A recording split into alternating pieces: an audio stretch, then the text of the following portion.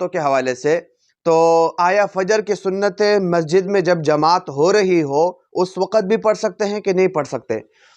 तो ये याद रखें कि आम सुन्नतों के लिए तो ये हुक्म नहीं है। अलबत्ता जहाँ तक फजर की सुन्नतें हैं उसकी बहुत ज़्यादा ताकीद अहादीस में आई है, यहाँ तक कि फजर के सुन्नतों को दुनिया और दुनिया माफिया से अफजल करार दिया गया है। बहुत जो है इसके फ़ज़ाइल हैं।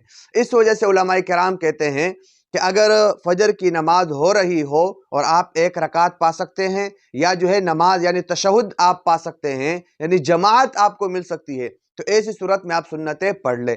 अफजल तो यह है कि जैसे कि हमने ज़ाब्ता बयान किया कि घर में सुन्नतें पढ़ कर आए, लेकिन अगर आप घर में न पढ़ सके और मस्जिद में आ गए तो ऐसी सूरत में आप वहां पर पढ़ सकते हैं। लेकिन इसके लिए शर्त यह है कि आप सफ के दरमियान में खड़े ना हो, जहां पर फर्ज जमात हो रही है वहां पर आप खड़े ना हो, बल्कि आप पीछे अलग एक जगह में खड़े हों जहां पर जमात नहीं हो रही है। अगर मिसाल नमाज अंदर हो रही है फर्ज, तो आप बाहर सहन में खड़े हो जाए। अगर बाहर सहन में बरामदे में नमाज हो रही है तो आप अंदर जाकर दूर अलग खड़े हों। अगर अलग जगह मौजूद ना हो, मस्जिद छोटी है, तो ऐसी सूरत में सफ़ों में और उस जगह जहां पर फ़र्ज नमाज हो रही है आप सुन्नतें ना पढ़े, फिर फ़र्ज नमाज में शामिल हो जाए।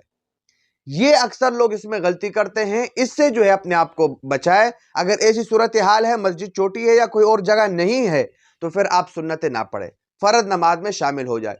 ये बहुत ही बड़ी गलती है कि सफ़ों के दरमियान जो है सुन्नतें लोग पढ़ते हैं। दूसरी बात यह है कि आया इसकी क़ज़ा हो सकती है कि नहीं हो सकती?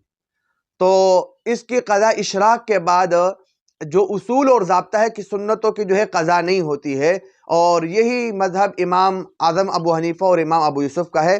क़ज़ा जो है ना करे तो इसमें कोई हरज नहीं है। लेकिन इमाम मोहम्मद रहमतुल्लाह अलैह फरमाते हैं कि इसकी बहुत ही ज़्यादा फ़ज़ाइल हैं और बरक़ात हैं। इस वजह से अगर कोई आदमी इशराक के बाद इसकी क़ज़ा कर ले तो बेहतर है और अफजल है।